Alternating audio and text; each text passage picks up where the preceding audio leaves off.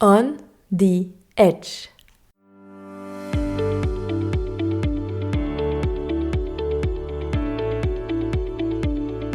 Welcome to On the Edge, a podcast about table tennis and, that little white ball that goes so fast. I'm Marie Migo, a professional table tennis player, and I want to put the spotlight on the personalities involved in the sports and share the stories.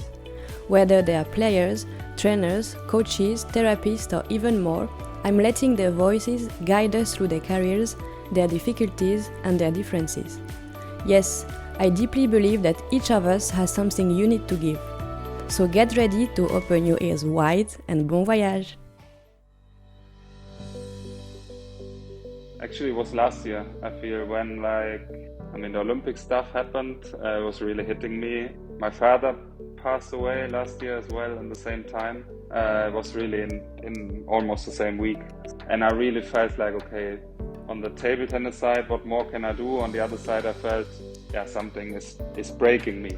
Actually, when you go on the bright side, I just felt I could go on pretty fast and pretty strong in a way, because I said to myself directly that it will not break me, especially with the nomination. And I feel I could manage it the best way I could.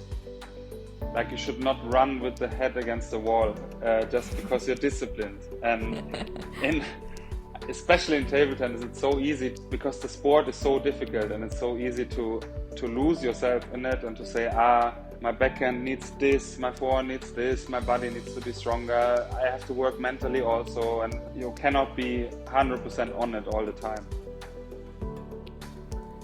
And if you want to help the podcast because you like it, don't hesitate to click on 5 stars to share it around you and support me on Tipeee.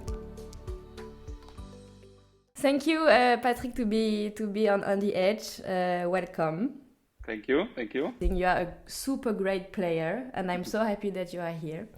But can you just describe maybe yourself in the beginning, that maybe we don't know some stuff that you want to share with us, and how you would describe yourself?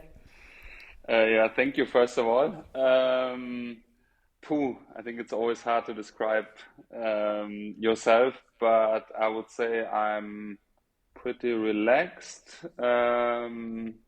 Sometimes I can also be a little bit shy, maybe. But when I'm at the table, I'm pretty confident, which I feel, especially on the table. Otherwise I hope I'm a little bit funny, and nowadays I hope I'm a good father too. So that's a little bit my priority right now. So you became a father last year? 2.5 years ago. So 2.5 years already. Yeah. Time flies. Wow, time flies. Yeah. Yes. Yeah, you look very humble at the table as well. Thank you. Is it coming from your own personality, or did you work on it? Yeah, I always felt that when I win a big match or something, when I beat the Chinese, many are asking me, why are you not celebrating more, or showing it not more, and are you not happy? But I just I'm not feeling that in this moment. I'm not feeling I have to scream and fall on the floor and whatever, or in very few matches, because I just feel so relieved and just feel, okay, amazing, for myself. But I was never this person to really express it after. I think it's a personality thing, actually, and it would be not myself if I jump on a table like Dark was doing or something. Maybe it's coming one day, but right now it's not myself somehow. It's not like Alexi, right? Or yeah, Felix. Exactly. Yeah, they have good celebrations, I have to say. Yeah. So we will start always with the small quiz, so you can answer whatever you want, short or long answers. With Matti, I think some questions it was 10 minutes answers, because we went deeper and deeper, but I think that will be shorter. Your favorite book? Actually, I started to read a lot of fantasy books, or a lot is maybe a little bit too much said, but on tournaments I read more and more fantasy books. I can honestly not tell you the names. So you can read, you can disconnect by reading. Yeah, I somehow Okay. started in holiday some years ago, and I really enjoyed it. Um, I read a French book, Le Petit Prince. Oh yeah, but that's a good one. My That's a mom very good always one. always gave me to learn French in it, but it's mostly fantasy and not something like these self-helping books. I don't know how to explain. I've Yeah, also developmental. Yeah. Yeah, exactly. So more like disconnect, go in another world, and just read a little bit. Yeah, Okay. Favorite movie? tough one. The Ah, yeah, you can usual, have more. yeah, The Usual Suspects. It's a pretty old movie. Oh, I think I Uh, don't know that one. you have to see it. You have to see it Okay. with a lot of twists in it. That's what I like. Yeah. Inception, I like a lot. Yeah, oh my Um, God, yeah, that's a brain like it exactly. puts yeah, Yeah, I had to watch it 2, 3 times, I think. to understand the Um, movie. Yeah. exactly. Um, Interstellar, I like. So you like Yeah. more the movies from Christopher Nolan, right? This is I Yeah, think exactly. Christopher True, Nolan. true. Yeah. Can be all of them, actually. Yeah. So yeah. Are you a feeling person or an organized person? Feeling, definitely. Yeah? Like, you mean like I'm not Like organized, I want to say. okay, you're not organized. Okay. Okay. Your wife is Yeah. more? Yeah, for sure. For Okay. sure. I mean, someone has to be in the relationship. And in the game? In the game, I'm very organized. Mm. I feel like I'm also in practice. Like I want to know exactly what I'm doing, and I'm preparing also a little bit for it.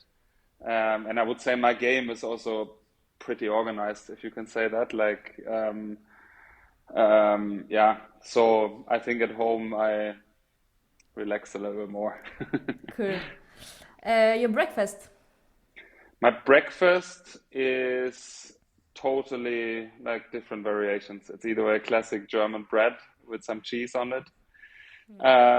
Like to go to the bakery in the morning, actually. Have one very close to me.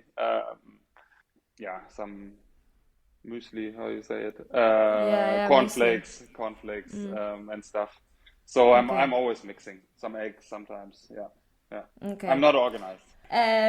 Your favorite table tennis exercise? I think maybe it depends where you are in your schedule, but I like I always start with some regular backhand middle, backhand forehand exercise mostly because I feel like my technique is the most important for me. I feel safe and my technique feels safe and in place, and that's why I usually every practice start with this easy exercise, I would say. But I'm really focusing, not making mistakes, then right to the ball.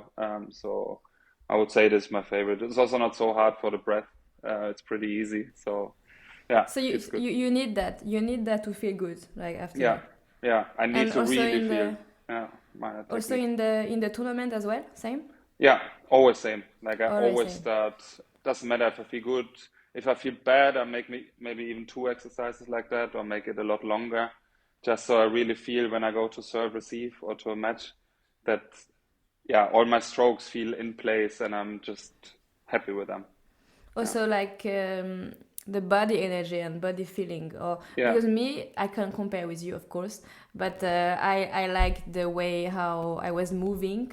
Like if mm, I was not moving well, I was not feeling well, and then better I was moving, better the touch was good. yeah, So I needed always the even it could be like 2 minutes, but I needed those 2 minutes to feel yeah. like the game. 100%. We are the same there. Oh my god, amazing! I have amazing. You were good, Marie, or you're still good, Yeah, probably. I don't know. yeah. Didn't see you No, play. I will stop now soon. So, Okay, okay, but yeah, I play good this year still. perfect. You take the serve or the receive when Receive, the always, toss? always Why receive. and why? Because I want to serve by myself when it's 9-9 in the last set. Okay, And yeah. lately I play a lot of matches 9-9 somehow in the last set. So yeah, I feel comfortable when I'm serving. Yeah. I questioned Matilda Ekholm and Pritika Pavad, and they both told me that they were taking the serve in the beginning. And I was Hmm. asking them, but why? Because if there is 9-9, then you have the serve. And I was like, no, I prefer to start Hmm. the game like well with my own stroke that I feel good then. So everyone is different. Exactly. You are more single event or team event? I love to win way more in a team event. Like it was also when I look back, like the team world championships or European championships or Olympics was always like so much joy after when you're winning something. And even if you have a tough loss, you're still in a group and still you're talking and still you're together. So for me, I always enjoyed way more to play in a team. And you had your best memories like in team events, right? Also in the Yeah, past. like You won so many medals together. yeah, and also emotionally, like I just feel like in Halmstad was one World Championships 2018, and like we were injured half of the time. Timo was injured, I was injured, Dima was not fit, and still then Filos and Steger took over and secured us a medal, and then we were there again in semifinal, and like everyone was somehow a part of it, with the physios and the doctors, and it was just so nice to come to the final then. Like I think no single win can ever get these emotions. Yeah. And last question is maybe a bit weird, the way how I would ask, but I think you will understand. You are more, I don't know if it's even English, but you are more with the heart or with the head? Heart, for sure. Like this is sure, but you know, like when you play the biggest match of your career, when you feel like it's something, wow, if I win that match is amazing, then yeah, of course the energy is coming from the heart because this is all the work you've done before, and it's here, right? It's in the middle. Of course you need the head, and I think you practice so much into your life that it's also like coming more automatically, but if the heart is not here, then it's hard to fight. Exactly, 100%. And I feel also when it's like these crazy matches, and like when I think of the matches against the top Chinese and it's like 9-9, 10-10 in the last set, I'm always the person who says, okay, I go for it. Like I'm not thinking it through. I have to push there and then block one. Like this comes on 2-2 or 3-3. But when it's like 10-10, I either way go for it or I don't. And like this just comes like naturally. And it's not always right to go full gas on this ball or to just play soft. Like then I just let it happen somehow from deep inside because you practiced hundreds of thousands of hours. So yeah, Yes. I think it's very important. You said now that deep inside.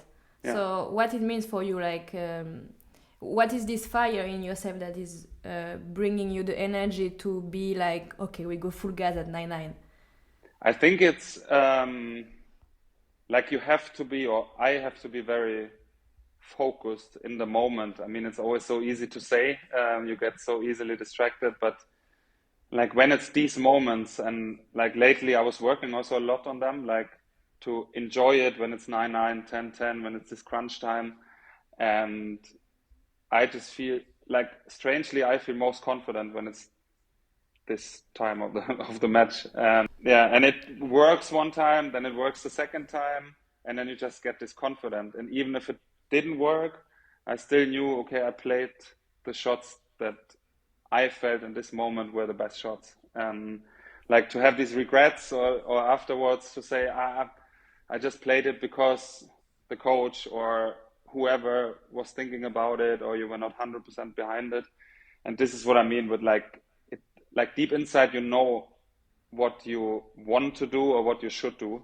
And yeah, either way you do it and you're fine with it, or yeah, you don't do it and maybe you have regrets after. So yeah. And when was the last time where you felt that? Felt it so many times actually now lately. Against Dima in top 16 was a very tough match. Against Felix in many moments where I had to be 100% focused because he's such a good player. In the league, the last 2-3 matches, like it's constantly. Yeah, it's often, right? Yeah, it's because very often. Yeah, I mean, I feel the opponents, like the niveau of the whole players, get so much better got so much better over the last 1 to 3 years, and I feel everyone hits a strong backhand, a strong forehand. Everyone is practicing 6, 7, 8 hours per day, and yeah, so I feel it's in the end these few percents who are the most important, because best of 5 goes so quick. Yeah, that's true. Okay. So you are born in a very strong country in table tennis.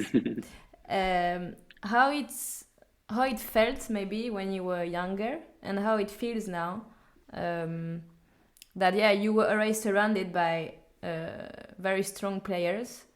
I mean, I would definitely say it helped me a lot, especially when I grew up. I had the same coach like Timo had.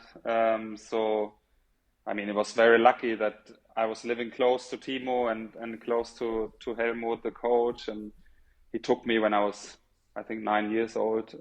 Since then, I was working with him, and when I was 13, I practiced with the group of Timo, like they played first league and won the Champions League, and I was allowed to practice with them. So I think these opportunities you maybe only have in like a strong table tennis country, with the right people and the right time. I was always on a regular school, but they always gave me the hours I needed for practice. So I think I was very, very lucky in this time. My parents supported everything. Like it was, yeah. So you were practicing with T-Mobile when you were like which age? Yeah, I joined the group with 13. 13, okay. Yeah, I mean, obviously Timo was number one in the world then, I think, so we didn't practice often because he was a little bit better at that time. But yeah, there was like Slobodan Krujic, Danny Heister, like a lot of top players were in this group, and like I practiced, of course, with the worst players of them, but I could still watch them practice, and still the worst player was 10 times better than me. So, plus what I always thought was very important in the evenings, I practiced with kids of the same age or around the same age. So I also had this social like friendship. What I always said to my coach that it's really important to me. Like I also want to play with same year old players. Yeah. Yeah. And So and today, or how you feel in the team, like I would say it was tough at some times because I mean also now with the latest Olympics, like I'm so high in the world ranking, and maybe don't get nominated, or also before, like when you're like 15, 16 in the world and you're still number 3 or 4 in Germany. So that's of so tough, course, that's so yeah, tough. of course you feel maybe like selfish. You also feel maybe I should play this tournament, or I should play top 16, or I should play World Cup or Olympics, singles, whatever. So, on the other hand, we always have this concurrence, like we always have this, like you have to function in a team because we play big team events together, but also you have to see, okay, I have to become number 10 in the world, or number 8 in the world, or 6 or 5. Like you have no other choice. And I think, if you don't break on it, then it can be a really big advantage, but it also takes time. Like you saw it on Chudang, you saw it on Duda, on me. Like, I mean, you have Boll and Ovcharov in front standing like two giants, and your goal is to come as close as possible. And you have two talents and like two so strong players. So yeah, And I think. you could break in some point, or I mean, I didn't. Of course, there was moments where you're thinking, will I ever play a big tournament, an important role? Will I be able to manage it? Because from behind is also pushing players. Um, but in the end, I feel like it's always is. Also after the latest Olympic nomination, I mean, I love the sport and I love to practice and I love to be with the people. So you have to keep going if you really want it. And yeah, if you overthink it and be too emotional, too angry, too sad, it doesn't help you at all. so you have this balance, kind of yeah, emotional balance. not always. I mean, if you ask my wife and I'm sitting at home Of sometimes, course. she would not say that, but I at least try as soon as I enter the hall, go to a tournament that I'm very, yeah, balanced, I would say. Yeah. You are a very tall Mm. player. I think the tallest on the tour now, Yeah, I can I be would say. actually. Yeah, yeah. And how did you like establish your game? You have such a bomba like from both sides, amazing backhand. But how did you like establish your game also when you were maybe not that age, younger? Because Mm. you don't establish your game when you are 30. I don't know how old you are. Yeah. 32 already. 32. Yeah, it was a big process, I would say, because when I was like 13, 14, I was always the shortest by far in school. Like I just grew with like 15, 16, 17, I grew like hell. Yeah, and I forgot how to play table tennis then because my body felt like I'm trapped in another body. Then in the beginning, when I turned professional, I felt I'm still playing way too weak for them. Like my shots are not powerful enough. I don't know how to use my whole body. And this I developed over the years because I had to. Like I know, like if I play an Asian who is a little bit shorter than me, and they are obviously also a lot faster than me, I have to beat them with my power. Like otherwise it will be hard. And maybe play a little bit more clever sometimes, or like play a little bit different, even though, of course, the technique has to be right. So this is still something I'm like I have to be so quick for my. I mean, I'm weighing around 90 kilos, and it's not so much fat, so it's also hard to lose weight. And I tried it once; it didn't feel good at all because I felt again it's a like I'm weak and I'm just not feeling comfortable. So yeah, but it definitely has advantages, but also a lot of disadvantages So in table tennis. you have a close contact with your own body and and physical and everything. You take Yeah, care a lot about what you do and how you practice physically and everything. yeah, like a lot. I would say it's actually the most important because I was injured a lot in the beginning of my career. Um, and like I have to find out, sometimes I cannot practice 6 7 hours per day because my body is just not making it because it's too heavy. So I have to find ways to do it different. Maybe to lift weight is not so good for me because I'm anyway pretty big. So to gain more muscles would not be good for table tennis. So these things you have to find out and what feels best for you. And I feel now, beginning of my 30s, that I know pretty well how my body is working. So you feel now that you are at the peak of like you are at your best level at the moment. Yeah, I feel like the last year and also beginning of this year, I feel way more stable and I know way more what I need and what I don't need. Like what I think is Yeah. very, very important and not what maybe other coaches or other people are telling you what is good for you. It's for sure important when you're young that they also push you and tell you their opinions. But I think later on you have to find it by yourself. And when you need advice, you ask the people. But now I feel, yeah, since maybe 2 3 years that I know exactly what I need and what I also don't need. What is discipline for you? What does it mean for you to be disciplined? Um, Because I listened a podcast today, mhm, not about table tennis at all, and one guy was saying that it's discipline is freedom mhm, because more you have discipline, more you can create what you want in your own like space, you know. But for me also at the same time, being disciplined it's can be too much and it can put away some joy mhm, and like really being myself. But I understand what it is now. But when I was a player, I didn't have that. I was maybe mhm. too disciplined, you know? So I don't know about you. I I also feel it's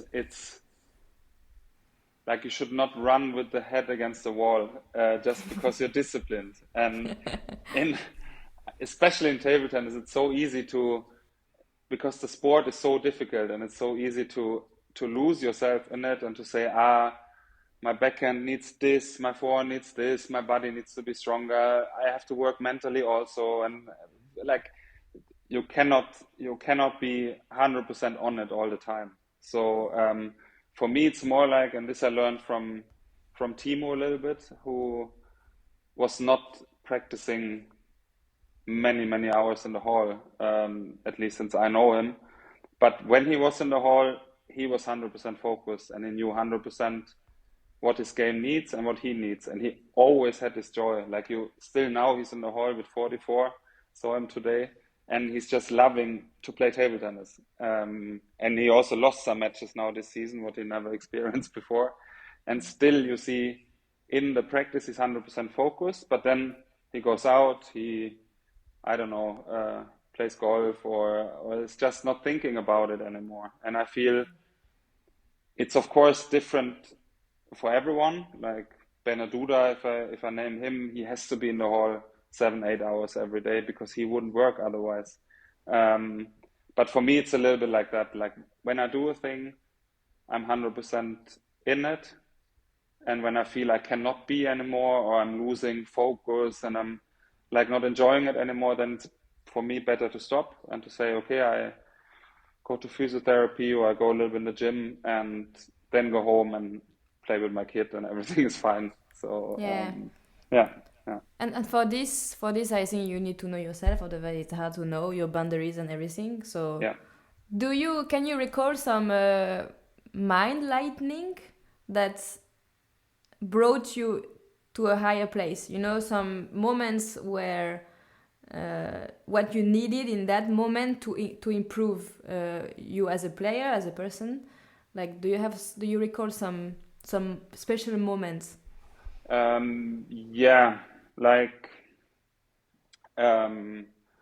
had this like big move in German table tennis when I moved from, like, I played in Borussia Düsseldorf, the by far biggest club in Germany, and I moved and changed to Saarbrücken, which was not so popular, I would say, or not so many people understood it. And for me, it felt like, okay, I have to do a new step and something very unknown, like where I had no idea how it will work out. And I was like 23 years old, I think. Had an injury the year before, and where I felt a little bit I need a new approach, like something new. And I was very afraid to do the step. On the other side, I also felt already when I said I will do it, it's exactly the right step for me. And it was in the end. Like, it was where my career in professional really started, and where I really got much better, played much better results. And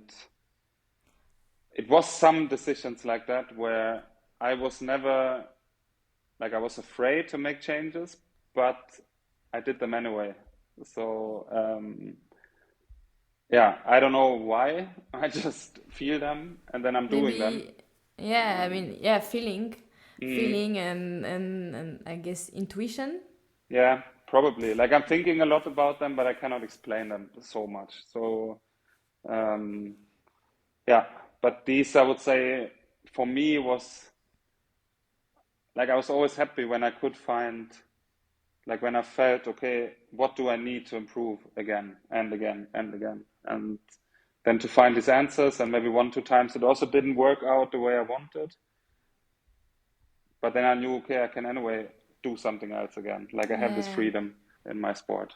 So, to say, because Borussia is the best club in Germany and in Europe, right? Yeah.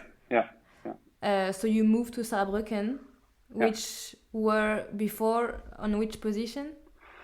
They were always around 4 or 5, I would say, in the league, like midfield. Now it's second or third? The last years we won Champions League 2 times against Düsseldorf.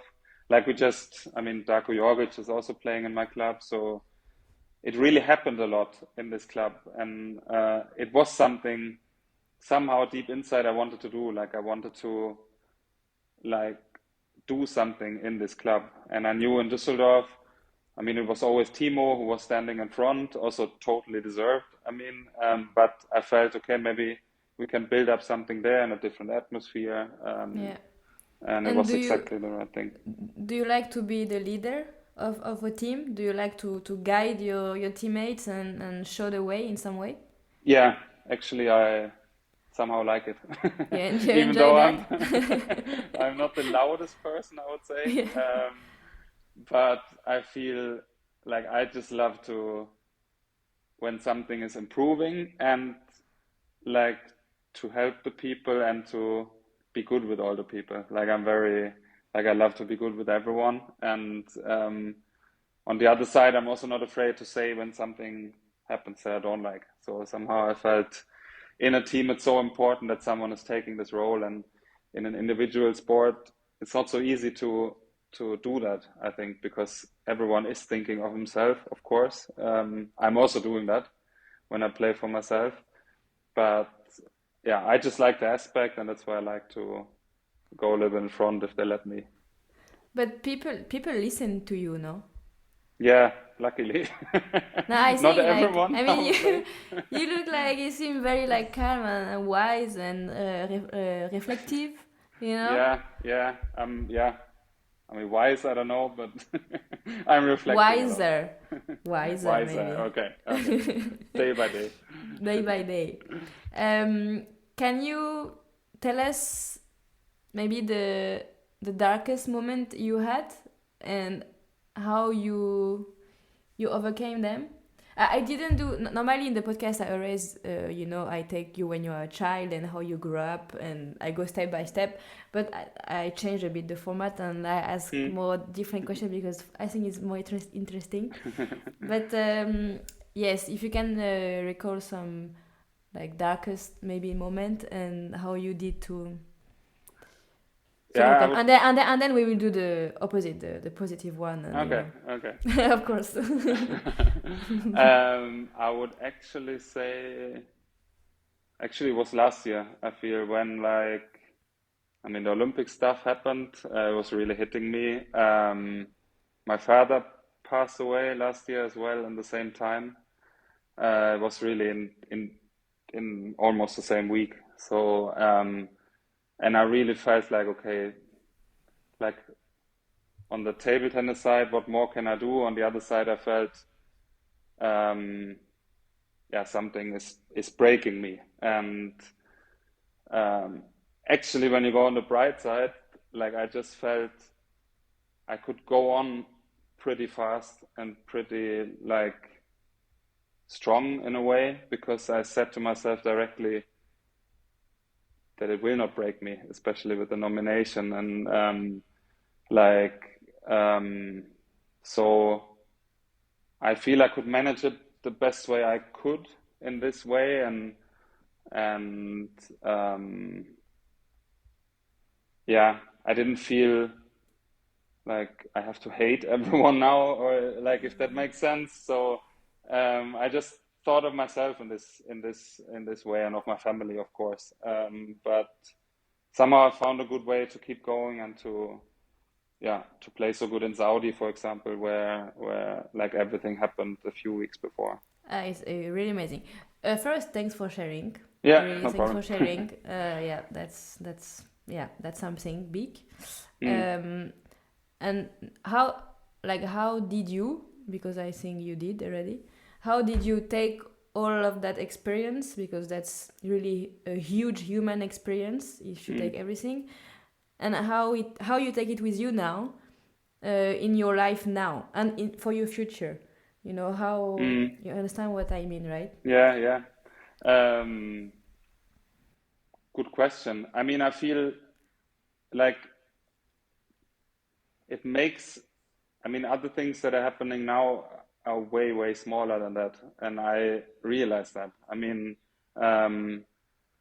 if I lose a match, also I have a son now, this also helps a lot. I come home and he doesn't care at all if I played bad. And I also stopped caring that much. Like I feel way more relaxed in a way of what happened, what is really important in life, and what like can also happen to you and to your family. And I feel then you lose one match, or one practice was bad, or even a small pain in your thigh or whatever, what is totally normal for us.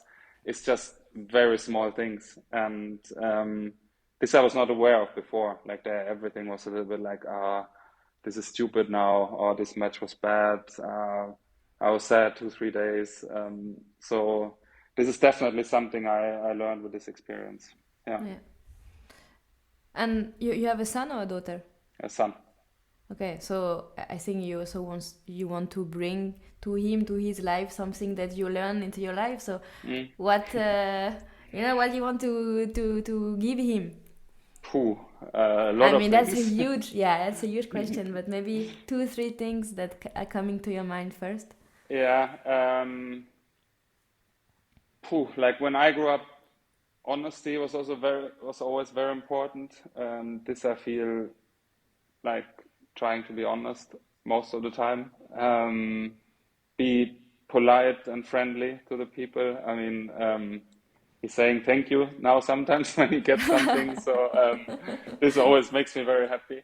Yeah. Um, we are trying to just let him do what we feel is good for him, or what he just enjoys. I mean, he's pretty young still, um, but you see a little bit like what he's enjoying, what he doesn't like so much, and then like to really go into this feeling and see, yeah, don't push him in a direction where he doesn't want to go. I think it's important to learn a little bit also what they want, but on the other hand, be strict sometimes. This can be hard for me, Sometimes, yeah. but you also have to be, of course. Yeah.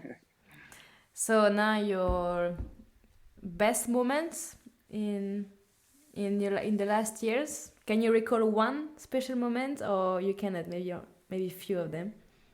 Um, I would say from the experience, like the second place in Olympics in teams, 221 in Tokyo. It was COVID, was a little bit unlucky because there was no spectators there, but um, I mean, to be in a like I remember when we walked in for the final in the Olympics, and you play against Malong, Shushin, and Fan Chendong. Like this moment, I think was the definitely biggest moment of my career, because it doesn't get so much bigger than an Olympic final. So yeah, this felt pretty special. Did you always wanted to be that good, or it came with the years? When you were younger, you had special spark into becoming champion, or by seeing Like Timo, by seeing like how it came this. yeah, when I was in school, like I don't know, 10, 11, 12, you always had these books which you gave your friends Yeah. or in the class, and everyone could write there what they want to be later and favorite color and so on. And I always wrote table tennis professional with 10, or I don't know how old I was. So Professional. yeah, Table so tennis professional. it Okay. was my goal because my family played, and somehow it was my goal. And but then like when I grew up and older, and I was like 18, 19, 20, I would say, and I saw like the top Chinese playing, I was thinking it is impossible to ever play against them and to even beat them. Like it's a thing of no chance. And but I was always very like pushing myself, and I wanted to try at least. And um, yeah, so when I beat Fan Chendong the first time, it was the first big Chinese I beat. I felt so proud somehow because I thought they are so good and they are so crazy good. And you Um, beat them. And you and I beat beat him. one of them. Yeah, Yeah. and I mean they also have bad days for sure, and like they cannot always feel the best, but still the level they are playing when they're on their worst is still I felt so much better than anything I could ever reach. So this gave me really a boost, and like okay, now on a good day you can beat everyone. So yeah, I mean it was always my goal to be professional and then to come as far as possible. But you were very good in the young age, like cadet junior. You were already Yeah, like top Yeah, two, I won three European championships in juniors. juniors. Yeah, you were with Simon Gauzy, right? A lot Yeah, he in was that 2 years time. younger than me, Okay. but he was playing already with us. Yeah. And Pavel Zirocek was very strong in my age. Pavel Sivocek. Ah, yeah, yeah, Yeah, that's true. Yeah. he was a giant. He was even taller Yeah. than me, I think. Yeah. Yeah, Yeah. yeah, Also great backhand. yeah. True, Also true. great backhand. Yeah, yeah, yeah. Okay. And when did you start to play table We're tennis? 6 years old. I started. 6. And you did only table tennis?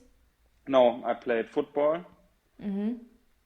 I did when I was younger gymnastics. Doesn't make sense, but Gymnastics. Oh, my wow. mom, my mom put me in that, but it Okay. didn't last long, and I don't see any gymnastic thing in me anymore.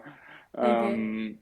Yeah, but when I was like 12, 13, I had to decide if I play football or table tennis, and then I chose, luckily, table tennis, I think. And what do you like about the game? You like to compete, or you like more to play to feel the ball to. Um, Actually, in the beginning, it was more like, okay, you could do so much with the ball. Like, you could give so much spin. You could, like, do it in every direction. Everyone feels like plays different. So it's very unique sport, which, for example, in football, I really like that we're always a team. And I could always pass a ball to a striker and he will shoot a goal and you feel amazing. Um, but then later on in table tennis, I felt what's so nice and also so difficult that you're not only competing against the other one, you're competing with yourself so often and so much and constantly. And you learn so much about yourself, you all this anger and when you want to throw rackets through the whole hall and you shouldn't do it. Yeah, Oh, you like can do it, huh? you can actually do it, but we No, want to be I role cannot. models.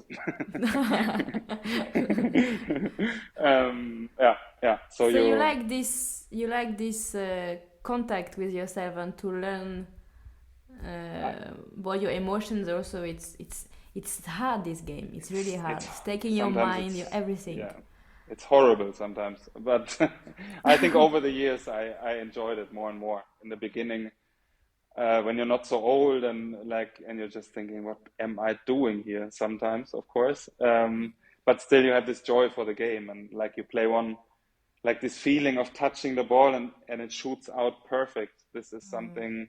If you hit the perfect golf stroke or something, you don't have it so often, but when you have it, like you want to do it again. So It's nice. yeah. And this feeling of, okay, I didn't stop yet, but I will stop Mm. in a month. But I was speaking with Gaia about this, that she never got this feeling of winning a match, of this level of adrenaline, this level of joy that victory can bring you, like in your whole body, that Mm. nothing in her life came after that. You cannot compare with a normal job. When you stop to play a bit, when you know you discover that it's nice, actually. Yeah, exactly, exactly. When you're in it, you're like, oh, it's tough, but then when you stop, Yeah. you will miss it probably. Yes. Yeah. Can you, my last question, because your two biggest teammates and concurrents are Timo and Dima, right? Mm. I would Yeah. say, or maybe more. Yeah, I mean, Timo will stop now. Yes. I Together mean, with you. in the past, like in your life, it was the Yeah, two biggest, right? yeah, yeah, yeah. So can you tell us something about each of them, like what Timo has brought you and what Dima has brought you? Hmm. The nice thing was that both are so like the total opposite. I mean, Timo is probably the biggest talent we've had in, I don't know, 100 years. Not only in Germany, I would say actually maybe in Europe together with Waldner. Like he made it look so easy and you thought like he was not working so much for it. He was actually, like I explained before, but he is really so calm, so humble. Like this, I also learned from him a little bit, like that you can be a really, really good person and be a really good sportsman because many times you hear, yeah, you have to be a little bit arrogant or you have to be like that and negative. And like, I don't think it's true, and Timo is proving that you don't have to be. So like we are really, really good friends off the court already for many years. Really good guy. But yeah, from him I learned is like when he's practicing, he's so focused. He like still having fun, but yeah, just felt nice when you saw him in the hall. And Dima is like in this terms the total opposite because he is working like hell. He's practicing hard as hell, also with the same focus. But I mean, like he can go 2 hours footwork. You hear him in the whole hall and outside the hall because he's grunting so much. But like what he was doing very good, what maybe many people would not think of him so much, but like in the team, he actually took the lead. Like when it was us three in the team, he was the one like really going for everything and checking that everyone is fine and like what do we need and so like I also felt us three in a team, it was the perfect mix. I would say I was a little bit in the middle, like having a little bit from both sides, if you say like that. Then you had Timo, who was the very relaxing, calm guy, and you had Dima, who was like pushing and going for everything. So I think it was a really good mix, and we just came along always perfectly fine. So Yeah. good. Thank you Yeah. for that. So good. I have this not goosebumps, but it's cool. Yeah. Nice. If you would speak to your younger self, what you would tell this little guy? Whoa, Last whoa. last philosophy Yeah, exactly. question. Question. Yeah. I would say trust yourself. Don't listen too much around like what people are saying or thinking about you. Of course, take advices and ask for advice, but don't overthink and listen too much. You were sensitive about that, about people speaking about you? Yeah, especially like about advices. I mean, people always meant it good for me, I think. At least I had the feeling.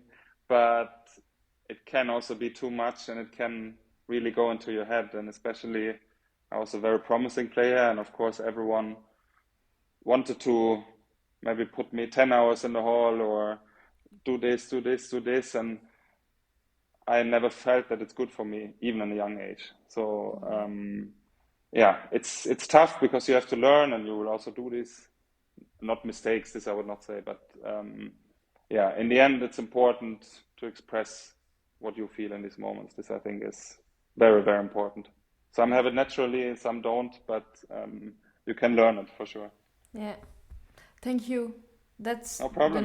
the last words I can recall and relate to that. Yeah, So yeah. thanks. And who you would like to hear in the podcast? If you have any guest that you would like to hear, anyone can be player, coach, anyone.